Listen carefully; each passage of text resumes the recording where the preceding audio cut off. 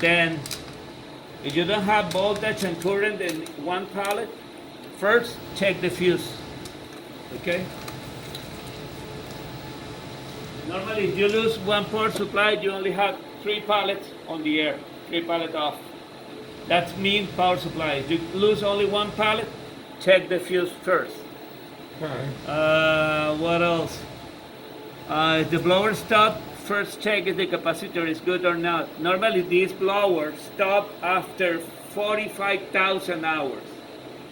So, at the 40,000 hours, you need to ask about the replace, okay? Because for sure, after 40,000, it's going down and will be dead. 40,000 hours. Yes, sir. What is that in years? Like 5 years. No more. Let me see. I don't know exactly, but let me check. It's about 5 or 6 years. Well, I'm not going to be here then, so. Look, I've seen it. Normally, that is the that's- tape I have in my memory. This is the power supply. The power supply. Sorry. This is the Control unit. control unit. You got 2 boards. The front board is only the screen. The back board is the control board.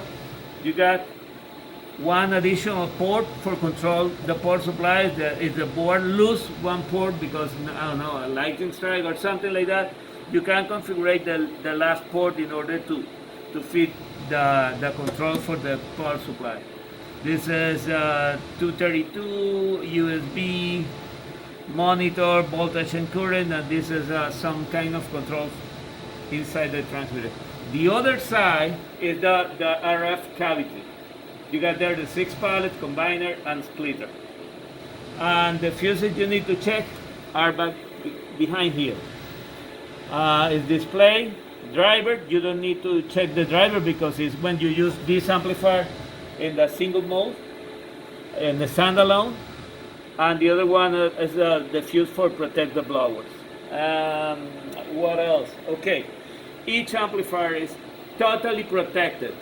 Okay, so this is the main breaker for the amplifier, and all the protection are inside. Forward, reflected, over current, over power, over voltage. Everything is inside the amplifier. Here you can see everything, but the real main control unit is this one. This control unit only intervenes if you got high reflected power. So these control units open the interlock and you don't have any RF on. Okay? Then this is more or less how it works. It's really simple, the transmitter.